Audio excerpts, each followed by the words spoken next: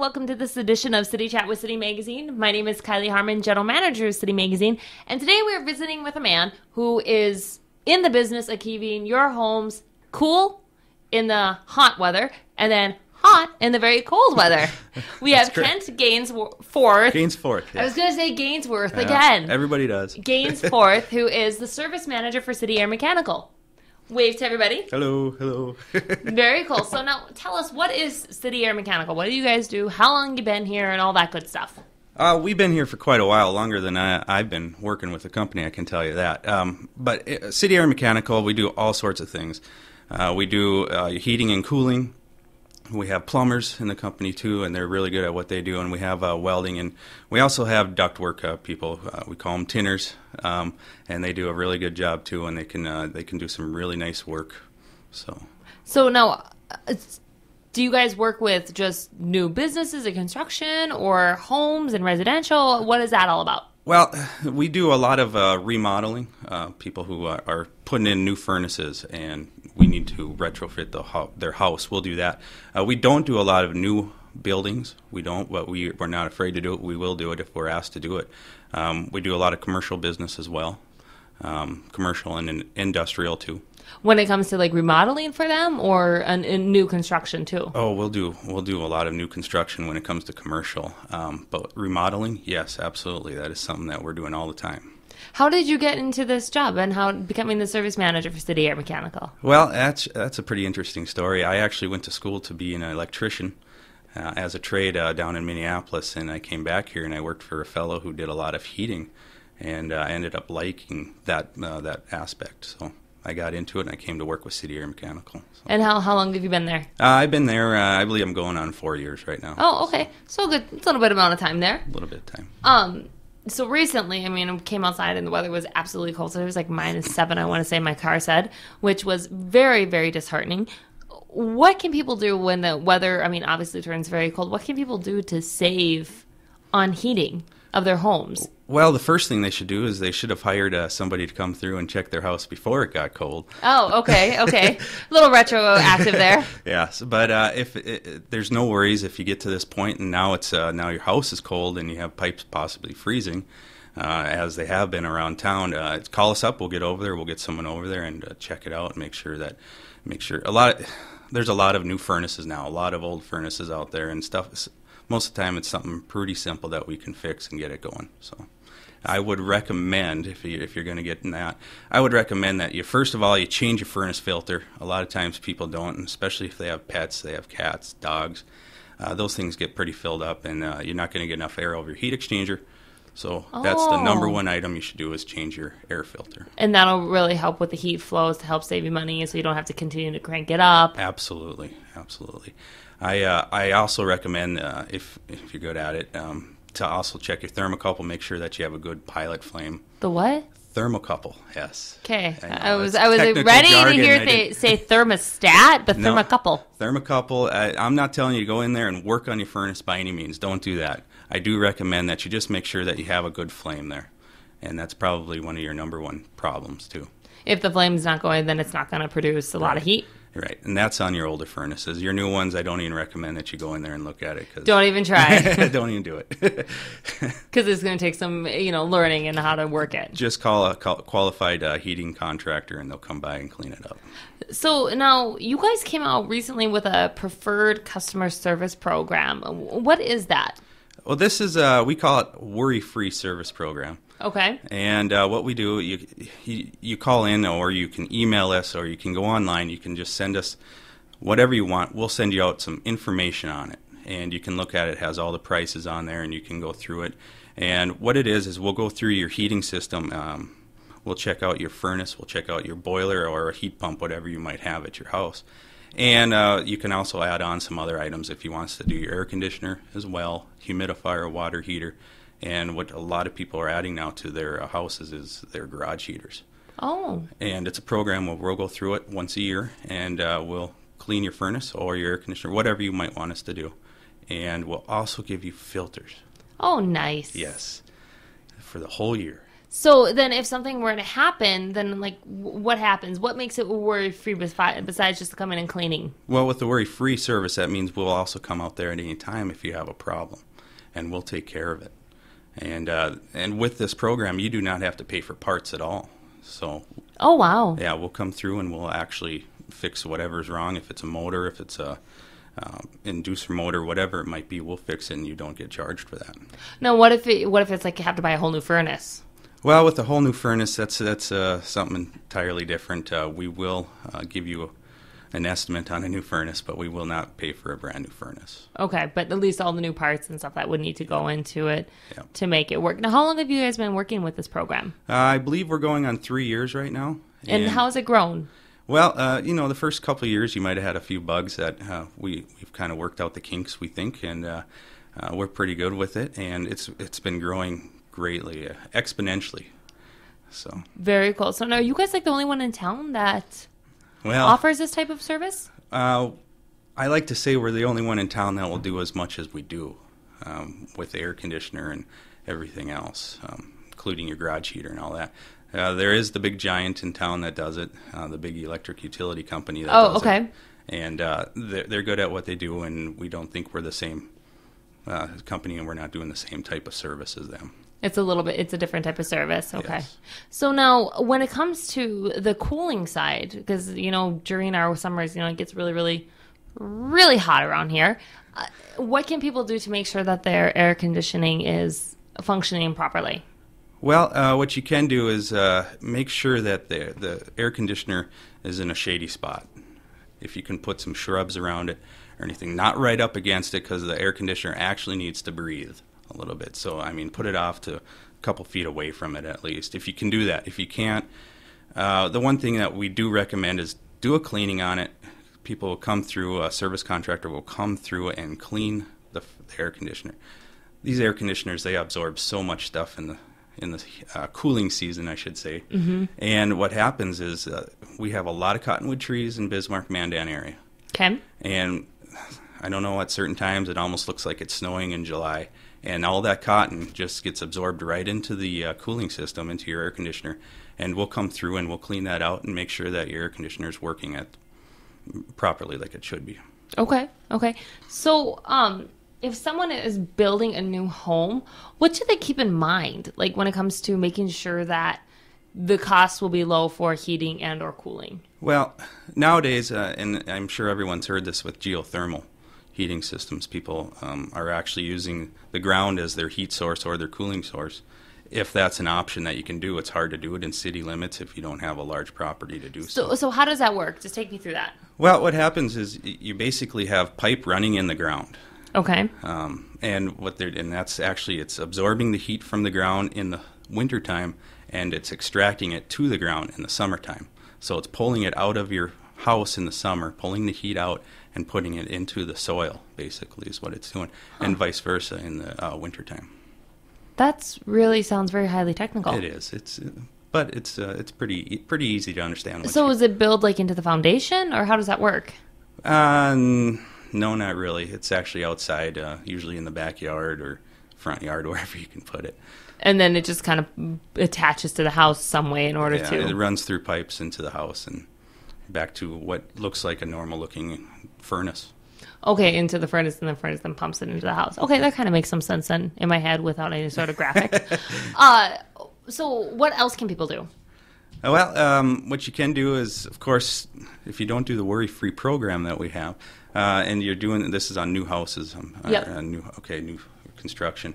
What I would recommend maybe is going through and just making sure that the contractor has the proper heating and returns. That's one of our big things that we find is people do not have enough returns in their house, and that they don't put the returns in some stupid area where you're going to put a couch up next to it. Okay. And you're going to be stopping the airflow. See, what happens is you have your supply and return, and not to get too technical again. Help, yes. With the supply, it's blowing the heat or the cooling into your air. The fan is always running, and when it's in the heating or cooling, and it needs to go and circulate in the room and go back out through the returns. And a lot of people will sit there and cover up their return area with a big China hutch or whatever it may be. You don't want to do that. You want to give it a little room so it can be pulled through back to the furnace. Okay, so that's another thing to make sure the returns. What are some like the better furnaces and air conditioners that are out on market right now? Well, I don't want to get into there being a better furnace than another. Furnaces are much better than they were even 5 to 10 years ago. You're getting into the 90% furnaces now. And what that basically means is a 90% furnace is using 90% of its energy. So if you're running on natural gas, you're using 90% of the gas and only wasting 10%. Whereas that's the difference between an 80% and a 90%. Okay. So as far as, I'm not going to say brands. Of course, we're a nice Trane dealer. We enjoy Trane. We think they're good. They use high quality components inside their furnaces. There's some other name brands out there. You've got, well, I'm not going to get into it. Okay. But What about for like air conditioning? What should people look for when they're looking to purchase an air conditioner? well, a lot of people, they think the bigger is better. It's not.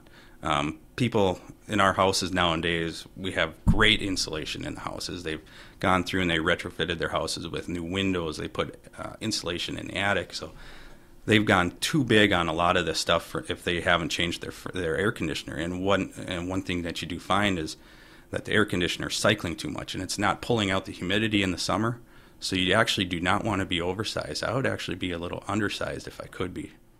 And why is that? How does that work then? Yeah, and when I'm saying oversized, I'm talking BTUs. You're talking how many tons, and this is in air conditioning terms, and how many tons you're going to be using to cool the house. And people think, like I said, if you just get the biggest one you can, it's going to cool it down real quick, and you're going to save on energy bills, and that's not quite right, because you're not pulling out the humidity, and that's the first thing an air conditioner is supposed to do. And that's what really helps cooling out the house is pulling out that hot, humid air and things like that. Yes. Okay. What are like some of the new technologies that we're seeing? Well, a lot of new technologies we're finding. You have your old furnaces, and I'm not just talking 80%, 90% furnaces. They're just one-stage furnaces, and that's what most of the houses have around here. What does that mean? Well, you have a single-stage furnace, and what that means basically is the furnace, when you call for heat or you call for cooling, the furnace starts up and it comes on high power, and it stays high power until it satisfies at the thermostat, and then it turns off. Okay. And so it's only high power, and that's it. Now you're getting into two-stage furnaces, and they're nothing new, but not many people have them around here, and they're a little better system. What it is the fan will come on at a slower speed, 50% to 60% roughly, and what will happen then is you're only using up half your power, and most of the time it's going to satisfy your thermostat. So these well, it's been winter out here, but until this last week it never really hit. So we've had the nice cool weather, and in nighttime during the day it's been hitting 50 degrees, and you haven't had to run your heater very much. Well, what happens is if you only need to go 1 or 2, 3 degrees up in your house to heat it up, it's only going to go through that first stage at half the power. Okay. Yeah. Versus using it at full blast and taking up a lot of electricity and absolutely gas and such. That's correct. And what happens is if you get to be too far away, like you get some people that I know that will turn it down 10 degrees at night so they can sleep pretty well. Well, it cools down really quick, and then when that furnace comes on, it'll sit there and work at the first stage for a little bit, and the thermostat says, hey, we're not getting there, so then it'll bring on the second stage. And then it kicks in. Mm-hmm. So now what about for air conditioning? What are you seeing for new technologies there? Well, we also have heat pumps out there that are air-to-air heat pumps, and you don't have to use the geothermal system where you don't have to put it in the ground. And you're actually finding that these are pretty efficient furnaces or air conditioners as well. Okay, and what happens is you have different SEER ratings. It's just a rating that they do. Think of it as like gas mileage. Okay. The higher the SEER rating, kind of like gas mileage, the higher the gas mileage you get with your car, the better it is. Okay. And you're getting mandated now by the EPA where you have to have at least 13 SEER. Okay. So that's kind of our starting point. Whereas a couple years ago we only had 10, and before that it wasn't even 10. So, and now you're starting to see 15, 17, 21 SEER rating air conditioners. The problem with North Dakota is we do have some intense heat for a couple months a year, but it's pretty short-lived, and that's not where you're going to make your investment on a furnace and an air conditioner. It's going to be on your furnace side. It's where you're going to mostly make your money. Yeah, because we have so long, so cold winters. That's correct. So are there any like tax benefits right now if people were to update the furnace or update their cooling system? I can't say now. It's beginning of the new year, so I haven't really looked into that. There was somewhere if you put in a certain type of furnace, if you at least had a 95% furnace, you could get a rebate from your utility company in town. We've kind of missed the boat on that. Okay. It kind of ended with the government actually about a year ago. So. Okay, and where can people go though to look for any of the rebates that there might be? Any websites that you know of? Yeah, you can go to MDU, or if you have Capital Electric, or Mandan Morgan Sioux. Okay. You can go to one of those and look online and see if they're offering any rebates. Some companies, we do have some with Train that are offering rebates as well, so through the company itself. So. And so if you wanted to use one of those brands for a heating or cooling system, they would give you a rebate and such. Yeah, and your contractor would know that. And it depends on what size you're going to use for your house, too. You don't want to go too big on your furnace either, and you're not really going to get your money savings out of that either, just like you did with the air conditioner. Now, a lot of people have pet allergies. Is there anything that you could do with a furnace in order to kind of get rid of the dander? That's a good question. Actually, yeah, for one thing, put in a little better type of filter. A lot of people, you go into their house and they're just using those old fiberglass ones where when you got it, you could see right through it. Now they have these nice pleated filters that they're called a MERV rating. And what they'll do is they'll take out, the higher the MERV rating, the more it'll take out. It'll take out your pet dander. It'll take out the hair that's in the air from the dog, and any allergies too. It'll try to clean that. So do those filters fit any furnace then, or do you have to have a special furnace? Well, no, you don't have to have a special furnace, but maybe you can get your ductwork retrofitted a little bit to fit a new type of filter rack in it. Oh, the ductwork, like all the stuff that's inside the house. That's leading back to your furnace. What people have them all stuffed away in these laundry rooms and stuff. They don't look at it very much. But yeah, what it is you have your furnace, you have like your supply and return, and what's happening is you have the return side is where you're going to be putting the filter before it hits the furnace. So it stops basically. It'll stop all of it before it flies into your furnace and gets caught inside the coil at the furnace. Okay, and then push back out. So then that's what, okay, I get it now. I get that. What would you say is one of the best parts about your job? And if somebody's interested in becoming, heating or cooling service technician, what should they do to get started? Well, first of all, we have a great program here in Bismarck at BSC that is teaching heating and cooling class, and I do recommend doing that. But before you do that, come and do a ride-along. We take people all the time that are interested in it.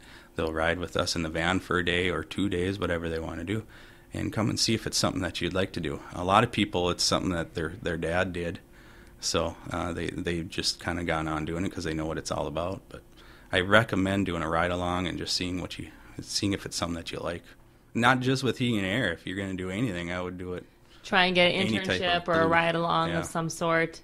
Yeah, absolutely. Especially if you want to be a cop. That would be a very important ride-along to go on to. Absolutely. That'd be a lot of fun. That would be. So what are some of the big misconceptions people have when it comes to heating and cooling? That your furnace filter is only for the air that you breathe. It's also there to save your furnace, too, because I started to mention it. What happens is this filter is actually there to stop any type of items getting into your air conditioner coil. You have an air conditioner coil. Not everyone has air conditioning, but you do have a coil at your furnace. And what happens if it doesn't stop at the filter, it stops at the coil, and it doesn't allow your heating to get through. So the filter is more for not just for cleaning the air. It's also for helping your furnace. So what are some things that, as a homeowner, if we can't really afford a new furnace or things like that, or new air conditioning, what are some cheaper ways or creative ways people can heat and cool their home? Well, besides opening a window. Besides opening the window, obviously. I'd recommend that maybe at least have a professional come out there and take a look at it. And they can come up with so many options out there. You don't have to just put in a brand new furnace. You don't have to put in a brand new air conditioner to get your house heating or cooling better. A lot of times it's just opening up registers that people have closed off, and they think that they're cooling they got to cool just their upstairs. So during the winter season or the summer season, they close all the registers downstairs because it gets to be 60 degrees. But then they forget to do it in the summer and change it back. Okay. Or in the wintertime, excuse me. In the wintertime, and then it gets super cold because they have it closed. Yeah, and then you're taking out your furnace by accident. So how has it been with all of the new construction going on in Bismarck? I'm assuming you guys are unbelievably nuts, crazy busy. Well, we've been because of the oil fields out west. So what happens is you have all that building. Now you're getting all these new buildings in town, and we've been pretty busy, and it's been a pretty good year and a half, I guess. How has it been with the remodeling for homes? In Bismarck, we haven't had the remodeling quite like they have around the country because no one's moving out of their houses elsewhere. Mm-hmm. We've had the good economy. But we are finding that people who do move into their new houses or the used houses, the older homes that they're buying up, that they're calling us and saying, "Hey, I've got a 30-year-old furnace. It's time to change this out." And so we've been really busy doing that as well. So just changing out furnaces and not doing a lot of the remodeling of ductwork or anything, or? Well, if we notice that there's something that should be remodeled, we'll let them know and tell them if it's better if they fix some ductwork too. Okay, because down the road that might be save you money versus right. It'll definitely save you money, but what it won't do is, it'll save you money in the long run, and then if you change the ductwork, it's also going to help you and feel more comfortable too. In your home. And that's very important because home is a sanctuary. Yes, it is. Okay, tell me again, City Air Mechanical, the website, the phone number, people can learn about it. Absolutely. Where you can find us online at www.cityairmechanical.com. If you want some info on our program, you can also email us at info@cityairmechanical.com or call us at 701-223-3775. Very cool. Well, thank you so much, Kent, for coming on today. I do appreciate it and representing City Air and talking about the program a little bit. Me. Yes, and everyone, thank you again for watching this episode of City Chat with City Magazine. My name is Kylie Harmon, General Manager of City Magazine, and make sure you head to the website, thecitymag.com, where you can watch past episodes, download the current issue, read extra content, and a lot of other fun things too. So, thecitymag.com. Have a good day.